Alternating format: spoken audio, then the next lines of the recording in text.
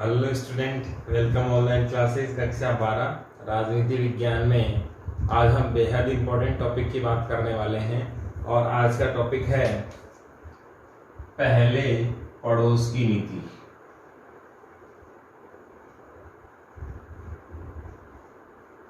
आपको पता होगा जैसे ही नरेंद्र मोदी जी की पॉलिसी सरकार बनती है तो इसने जो फोकस किया वो पॉलिसी थी पहली पड़ोस की नीति।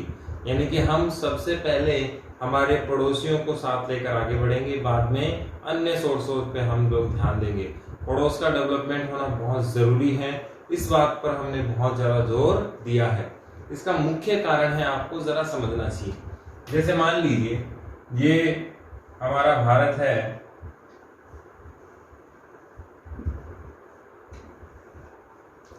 भारत है, यहाँ चाइना, नेपाल,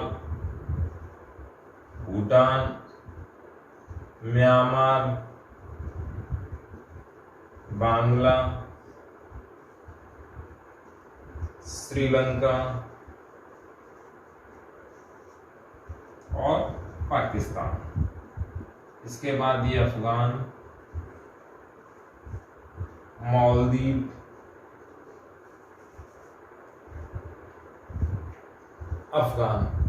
ये इतने सारे क्षेत्र हैं। अगर हम बात करें, सबसे पहले एक नाम आता है लुक-ईस्ट की नीति का नाम। लुक-ईस्ट की नीति पर सबसे पहले फोकस किया था नरसिंहा राव जी ने। आपको याद होना चाहिए कि लुक-ईस्ट की जो नीति थी, लुक-ईस्ट की जो पॉलिसी थी वो थी नरसिंहा राव की देन। नरसिंहा राव साहब ने लुक-ईस्ट की नीति का जो अनुकरण किया वो कहीं 93वें वैश्वीकरण के आसपास ही हुआ, नरसिंहा राव के नेतृत्व में हुआ। आपको ये भी याद होना चाहिए, वित्तीय सुधार के या यूं कहें वैश्वीकरण उदारीकरण के अपनाने में अहम भूमिका जिन्होंने निभाई वो किसने निभाई थी? नरसिंहा राव साहब ने ही निभाई थी। इनके समय भारत के जो वित्त मंत्री थे वो पिछले प्रधानमंत्री कौन थे? मनमोहन सिंह जी।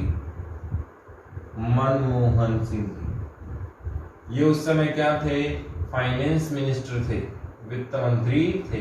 इन्होंने मिलकर, प्रधानमंत्री कौन है? नरसिंहा राव साहब हैं और मनमोहन सिंह जी क्या है? वित्त मंत्री हैं। दोनों ने मिलकर उदारीकरण का नया दौर शुरू किया। वैसे उदारीकरण का सारा श्रेय किसको जाना चाहिए? मनमोहन सिंह जी को ही जाना चाहिए। इन्होंने एक बढ़िया पॉलिसी बनाई जिसके रिजल्ट्स आज हमें देखने को मिल रहे हैं। नरसिंहा राव साहब इस समय नेतृत्व कर रहे थे और लुक-ईस्ट पॉलिसी के जनक कौन माने जाते हैं? नरसिंहा राव ही माने जाते हैं। वर्तमान प्रधानमंत्री जी मोदी जी जब आए हैं तो इसको एक्ट ईस्ट पॉलिसी के रूप में बदल दिया है। किसके रूप में बदल दिया है? एक्ट ईस्ट पॉलिसी की तरफ बदल दिया है। नीति कौन सी है? लुक ईस्ट नीति। और मोदी सरकार ने इसको किसकी तरफ बदल दिया है? एक्ट ईस्ट पॉलिसी की तरफ बदल दिया है। अब काम की बात, सवाल क्या क्या बने? सवाल पहला तो यही बना, पहले पड़ोस की नीति को स्पष्ट कीजिए। पहले पड़ोस की नीति को स्पष्ट कीजिए। अब पहले पड़ोस की नीति क्या है वो सब हम डिटेल से पढ़ेंगे, वो सब चीजें हैं। दूसरा, लुक ईस्ट की नीति क्या है स्पष्ट कीजिए। तो नरसिंहा राव जी की सरकार थी 91 के आसपास, तब ये पॉलिसी लाई गई थी। और पूर्व की ओर देखो, इसका क्या है? हिंदी अर्थ है। उस समय प्रधानमंत्री नरसिंहा राव थे और मनमोहन सिंह जी क्या थे? वित्त मंत्री थे। आपको याद होना चाहिए भारत के गवर्नर जनरल भी रह चुके हैं, रिजर्व बैंक के गवर्नर जनरल भी रह चुके हैं। कौन? मनमोहन सिंह जी रह चुके हैं और बड़े बड़े फाइनेंशियल पदों पर ये रहे हैं। लेकिन यूपीए के कार्यकाल में इनका वो रोल देखने को नहीं मिला जो भारत के आर्थिक क्षेत्र में बाकी जब कार्यकाल में रहे तब इनका ये बहुत अच्छा रोल था, बहुत अच्छा काम इन्होंने किया। लेकिन प्रधानमंत्री रहते हुए स्वतंत्र निर्णय नहीं ले पाए। एक्ट ईस्ट की पॉलिसी को हमने, लुक ईस्ट की पॉलिसी को हमने किस में बदल दिया? एक्ट ईस्ट में बदल दिया और इसको नवीनीकरण के आधार पर आधारभूत स्तंभ से आगे बढ़ाकर बहुत अच्छा इसको डेवलप करने की कोशिश की है। अब सवाल दूसरा यहाँ बनता है, एक्ट ईस्ट पॉलिसी या यूं कहें पूर्व की ओर देखो पॉलिसी का रास्ता कौन से देश से होकर जाता है भारत का? तो आपको याद रखना है कौन सा देश है वो, बांग्लादेश।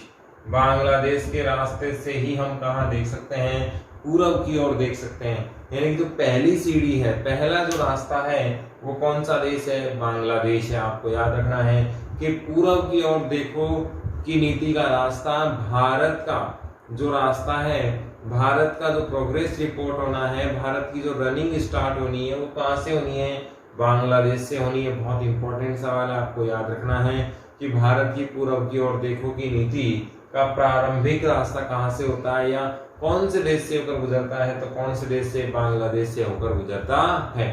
अब पहले पड़ोस की नीति में हम एक एक करके बात करते हैं, किससे कैसे ताल्लुकात हैं, किस प्रकार से हमारी इस नीति का प्रभाव बढ़ा है, इस नीति ने भारत की रेपुटेशन या यूं कहें धरातल पर क्या इमेज क्रिएट हुई है। नो डाउट, इसमें तो कोई डाउट है ही नहीं कि भारत की विदेश नीति सुदृढ़ हुई है। और आप जानते हैं कि स्थायी विकास का एक फॉर्मूला होता है, सबसे पहले बाहर की दीवारें तैयार की जाती हैं, उसके बाद अंदर की दीवारें होती हैं। अगर अंदर की दीवारें ना भी हों तो बाहर की दीवार अगर मजबूत है तो घर कभी नहीं गिरेगा और चारों तरफ से सुरक्षित रहेगा। एक पॉलिसी होती है घर बनाते समय, जैसे ये घर है, इसमें ये गेट लग गया और ये घर लॉक हो गया। अगर ये दीवारें मजबूत हैं तो ये दीवारें अंदर ना भी हो तो घर कैसा रहता है, मजबूत रहता है।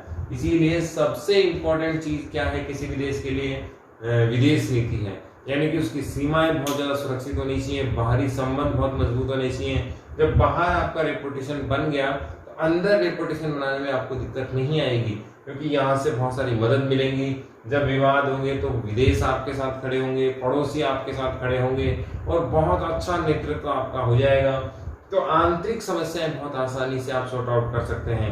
आंतरिक समस्याएं क्या क्या आती हैं, खाद्यान्न की आती है, शिक्षा की आती है, बेरोजगारी की आती है, उद्योगों की आती है। इन बहुत सारे लोगों से आप एफडीआई ला सकते हैं, बहुत सारी जगह सर्विस जनरेट कर सकते हैं, बहुत सारे पॉलिसी बना सकते हैं नई। तो ये सारी चीजें हो सकती हैं। मोदी गवर्नमेंट ने आते ही यही कार्य करना शुरू किया। बहुत सारे लोग कहते थे कि मोदी जी तो घूमने के लिए प्रधानमंत्री बने हैं, उनके रिजल्ट्स आज हमें देखने को मिले। आप जानते हैं कि 71 का युद्ध जब हम डिटेल से पढ़ रहे थे पाकिस्तान को, बांग्लादेश स्वतंत्रता संग्राम के दौरान अमेरिका ने अपना 7th नेवल जो कैडर था वो भेज दिया था, 7वां बेड़ा नौसेना का भारत के खिलाफ जंग में भेज दिया था। और ये नौसेना यहाँ आके खड़ी हो गई थी। और ये एकमात्र ऐसा समय था जिस समय भारत टेंशन में था, बहुत जबरदस्त टेंशन में था। ये एकमात्र ऐसा बेड़ा नहीं था, एक देश की सेना के बराबर था। आज भी यदि युद्ध हो और ये 7th बेड़ा चल जाए तो बहुत सारे देशों की सेना इससे छूटी है। लगभग 100 के आसपास तो इस पे फाइटर जेट हैं और किसी देश के पास 100 फाइटर होंगे भी नहीं। बहुत सारे देश ऐसे हैं जिनके पास 100 फाइटर हैं ही नहीं। चाइना के पास 200 के आसपास है, भारत के पास 250 के आसपास है। आपको याद होना चाहिए एयरफोर्स का मुकाबला चाइना नहीं कर सकता। थल सेना चाइना की ज्यादा स्ट्रॉन्ग कह सकते हैं, संख्या में ज्यादा है। वायुसेना भारत की मजबूत है और नेवी का मुकाबला हम नहीं कर सकते। चाइना की नेवी बहुत स्ट्रॉन्ग है, उनके पास जहाज बहुत ज्यादा है, पनडुब्बी बहुत ज्यादा है, स्टीमर्स बहुत ज्यादा हैं। और यूं कहें कि जल संसाधन का मुकाबला चाइना का कोई नहीं कर सकता। अमेरिका भी कहीं ना कहीं उससे लगभग बराबर का ही होगा। तो ऐसी स्थिति में जब अमेरिका हमारे खिलाफ था आजादी से लेकर आज तक, मनमोहन सिंह सरकार के समय थोड़ा नजदीक आया और मोदी गवर्नमेंट में खुलकर हमारा साथ वो दे रहा है। तो ये भारत की विदेश नीति की क्या है, सफलता है। आपको याद होना चाहिए इस पाकिस्तान से हम युद्ध लड़ने के हालात हो गए थे। आप जानते हैं जम्मू कश्मीर पर जब हमला हुआ, कारगिल हुआ, उसके बाद तनाव बहुत ज्यादा था और बहुत बार हमने इस तरीके से प्रयास किए कि पाकिस्तान को अलग थलग कर सकें, लेकिन संभव नहीं हो पाया। मोदी गवर्नमेंट ने बिना युद्ध लड़े ही स्वतः ही पाकिस्तान को साइड कर दिया फाइनेंशियल आधार पर। सभी सहयोगियों को आगे लिया, सभी का समर्थन प्राप्त किया और पाकिस्तान को साइड कर दिया गया। आपको पता होना चाहिए सार्क सम्मेलन, सार्क सदस्य कौन है? पाकिस्तान भी है और बांग्लादेश भी है, भारत भी है, बहुत सारे 8 देश इसमें संबंधित हैं। इन 8 में से आप जानते हैं जब पाकिस्तान सम्मेलन होने वाला था, पाकिस्तान में सम्मेलन होने वाला था, तो भारत के ऑब्जेक्शन से नेपाल, श्रीलंका ने भी इसमें वॉकआउट कर दिया और भारत की ताकत की वजह से सार्क सम्मेलन नहीं हुआ। इससे भारत की विदेश नीति की नवीन विचारधारा, नए सोच का पता लगता है और वर्तमान में जो क्या नीति है वो हमें पता लगती है। अब एक एक करके एक देश से पड़ोस से नीति कैसे है ये तो हमने आउटर पढ़ लिया, कैसे संबंध होंगे, क्या क्या है, एक एक से पढ़ते हैं। पहला अफगानिस्तान। अफगानिस्तान में एक तो सलमा बांध बना रहे हैं हम लोग, एक इनकी संसद का निर्माण कर रहे हैं और बहुत बड़ी मात्रा में अफगानिस्तान को हम लोग मदद कर रहे हैं। यहाँ क्या है, अफगानिस्तान में तालिबान संगठन है और तालिबान का कब्जा 1996 से हुआ है और फिर ये तालिबान अपने आप को एक देश बनाना चाहता है, एक शासक के रूप में स्थापित होना चाहता है, एक राजा के रूप में स्थापित होना चाहता है। और ये वही तालिबान है जिसने 9/11 का हमला अमेरिका पर किया था ओसामा बिन लादेन के माध्यम से। तो कहीं ना कहीं अफगानिस्तान में जब आतंकवाद आया, आपको पता होना चाहिए 2001 में 9/11 का हमला हुआ था बहुत भयंकर अमेरिका पर। वॉशिंगटन डीसी में उनका एक टावर था, वर्ल्ड ट्रेड सेंटर, उसको उड़ा दिया गया था, हजारों लोगों की मृत्यु उसमें हुई थी। और तालिबान का कब्जा अफगानिस्तान में 96 से हुआ और फिर ये लगातार बढ़ता ही चला गया। इस तालिबानी आतंकवादी संगठन की ताकत हम इस बात से पता लगा सकते हैं कि वर्तमान में अमेरिका जैसा देश इनसे एडजस्टमेंट कर रहा है, बातचीत कर रहा है ताकि वहां से अमेरिका अपनी सेना निकाल सके। तो कहीं ना कहीं इस ताकत को हम लोग जानते हैं और आतंकवाद एक बड़ा श्राप दुनिया के लिए बनने वाला है। लेकिन इस साये के बाद भी, इतना खत्म करने के बाद भी अफगानिस्तान के विकास में हम लोग बड़ी मदद कर रहे हैं। यहाँ का जो संसद है, यहाँ का जो संसद है उसको बनाने में भारत ने बहुत अहम भूमिका निभाई है। यहाँ एक बड़ा सलमा बांध बना रहे हैं, बहुत सारे शिक्षा के क्षेत्रों में हम लोग निवेश कर रहे हैं, सड़क में निवेश कर रहे हैं। निवेश तो एक गलत चीज हो गई, निवेश वहां किया जाता है जहां से लाभ की उम्मीद हो। हम लोग इनकी क्या कर रहे हैं, सहायता कर रहे हैं और हमें यहाँ से कुछ भी नहीं चाहिए। हम ये चाहते हैं कि हमारा पड़ोसी सुरक्षित होना चाहिए ताकि महाशक्तियां इस पर कब्जा ना कर लें। ये हमारे पड़ोसी धर्म और विदेश से पहले पड़ोस के प्रियोरिटी के सिद्धांत को अमल में लाने के लिए कार्य किया जा रहा है। फिर हम नेपाल की बात करें तो नेपाल में बहुत सारी योजनाओं को हम लोगों ने मदद की है। आप जानते हैं भूकंप के समय सबसे ज्यादा मदद और सबसे पहले मदद अगर किसी ने पहुंचाई तो किसने पहुंचाई? भारत ने ही पहुंचाई। सड़क परियोजनाओं में हम लोग मदद कर रहे हैं। नेपाल के विकास के लिए बहुत सारी सर्विसेज, मेडिकल हो, शिक्षा हो, रोजगार का क्षेत्र हो, भारतीय पुलिस सेवाओं में, आर्मी सेवाओं में नेपालियों को हमने रोजगार दिया है। तो कहीं ना कहीं इससे भी हमारे संबंध बहुत अच्छे हुए हैं। भूटान की बात करें, भूटान हमारा निकट पड़ोसी है, जैसे नेपाल है, सीमावर्ती पड़ोसी है, सीमा साझा करता है हमारे से। डोकलाम विवाद हम जानते हैं कि डोकलाम एक ट्रायंगल क्षेत्र है, यहाँ से भूटान, यहाँ भारत और यहाँ चीन। वास्तव में देखा जाए तो भारत यहाँ है ही नहीं, भूटान इस तरीके से है और भारत बहुत पीछे है यहाँ, यानी कि डोकलाम भारत की सीमाओं को टच करता ही नहीं है। लेकिन हमारा ये ट्रायंगल थोड़ा दूर होने के बावजूद भी यदि ये भूटान की जमीन चीन हथिया लेता है, अभी चीन यहाँ है और दोनों साइड यहाँ भूटान ही लगता है, यदि चीन यहाँ से यहाँ आ गया तो भारत की बहुत सारा इलाका पे वो नजर रख सकता है, बहुत सारे इलाके को कैप्चर कर सकता है। इसीलिए भूटान को भूटान की जमीन दिलाने के लिए इस विवाद को हमने आगे बढ़ाया और बहुत दृढ़ता के साथ हमने इसको रखा। इसीलिए चीन यहाँ से बैकफुट पर अपनी जगह पर चला गया। भूटान पर 600 मेगावाट की कोलोगुचु परियोजना चल रही है, उसमें भारत मददगार है। बहुत सारे पर्यावरण संरक्षण के मामले, यूनिवर्सिटीज हैं, डेवलपमेंट है, रेलवे हैं, एयरपोर्ट हैं, बसें हैं, बहुत सारी परियोजनाएं और एक अभयारण्य को डेवलप करने का काम भी भारत ही यहाँ कर रहा है। तो बहुत सारी मदद हमने भूटान की भी की है।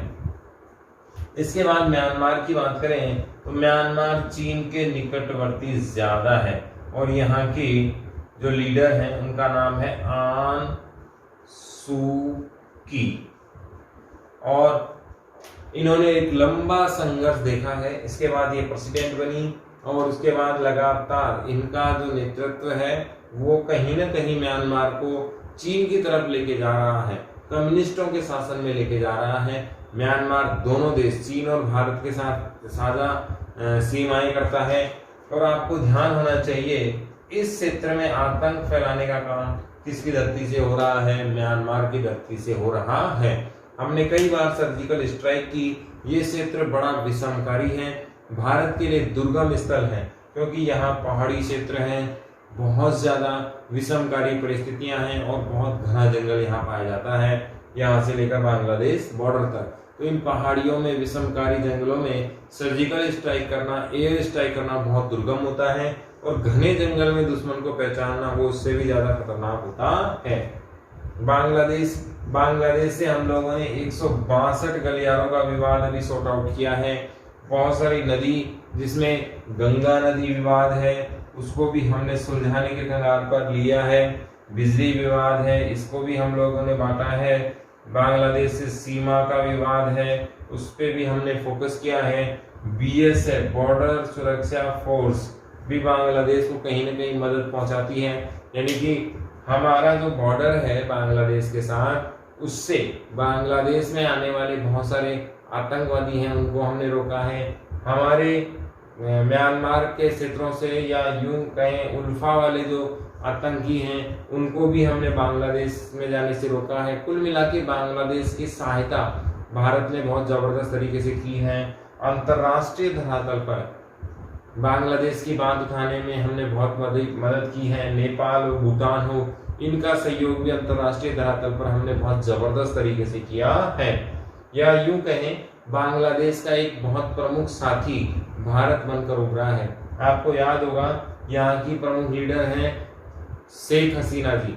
अभी जब मोदी जी की यात्रा थी बांग्लादेश के लिए, बांग्लादेश ने अपना सर्वोच्च सम्मान किसको दिया है? मोदी जी को दिया है। इस बात से स्पष्ट होता है कि बांग्लादेश हमारा बेहद निकट पड़ोसी देश है। इसके बाद हम श्रीलंका की बात करें तो श्रीलंका में जाफना रेलवे मार्ग हम तैयार कर रहे हैं। जाफना रेल मार्ग हम तैयार कर रहे हैं। समुद्री द्वीपों की बात करें तो विवाद को हमने सुलझा लिया है और छोटे द्वीप हमने श्रीलंका को दे दिए हैं। पाक जलडमरू के विवाद की बात करें तो पहले जो विवाद था बहुत मात्रा में सॉर्ट आउट हो चुका है। अब मछुआरों को लेकर इतना विवाद नहीं है। दोनों देश एक दूसरे के मछुआरों को आसानी से लौटा रहे हैं और दोनों में बहुत अच्छे संबंध हैं। चीन के मंसूबों को श्रीलंका आज अभी कामयाब नहीं होने दे रहा है। अपने यहाँ बंदरगाह नहीं बनाने दे रहा, अपने यहाँ जहाजों को नहीं रुकने दे रहा है। तो कहीं ना कहीं मोदी सरकार ने श्रीलंका को भारत की तरफ मोड़ने में अहम योगदान निभाया है और कहीं ना कहीं श्रीलंका की हर संभव मदद भारत के द्वारा हो रही है। अभी यहाँ पर बम ब्लास्ट हुए तो उसमें भी भारत ने पूरी मदद करने का वादा किया और किया भी। यहाँ जब 2004 में सुनामी आई तो भारत ने जमकर हाथ खोले और बहुत जबरदस्त मेडिकल सर्विस और पैसा हमने यहाँ प्रोवाइड करवाया। तो कुल मिला के श्रीलंका के विकास में भारत का बहुत बड़ा योगदान है। यहाँ श्रीलंका से बहुत सारी चीज़ों को हम लोग खरीदते हैं ताकि इसकी अर्थव्यवस्था बनती रहे, प्लस निवेश भी हमने खूब किया है यहाँ पर ताकि श्रीलंका में इंडस्ट्रीज लगे, आत्मनिर्भर श्रीलंका बने। पाकिस्तान है, हम लोगों ने हर भरकस प्रयास इससे किए हैं, बातचीत के टेबल पे हम आना चाहते हैं, लेकिन जब मोदी जी नवाज शरीफ के घर जाके आते हैं उसके बदले में हमें पठानकोट हमला मिलता है, हमारे जम्मू कश्मीर पर हमला होता है। तो कहीं ना कहीं पाकिस्तान ये चाहता ही नहीं कि भारत से उसकी दोस्ती हो, एशिया में शांति हो और भारत पाकिस्तान का जो LOC है, लाइन ऑफ कंट्रोल, तो कहीं ना कहीं इस पर शांति हो, क्योंकि यदि भारत पाकिस्तान के बीच में विवाद मिट गया तो पाकिस्तान की जनता का ध्यान विकास की तरफ जाएगा और पाकिस्तान में विकास के नाम पर जीरो है और पूरा पैसा सेना और वहाँ के नेता ही खा जाते हैं। ऐसी स्थिति में पाकिस्तान की जनता विकास की बात करेगी तो वहाँ सरकार चलाना बहुत मुश्किल हो जाएगा। इसीलिए सरकार का मूल एजेंडा क्या है? युद्ध की तरफ सबका ध्यान आकर्षित होना चाहिए।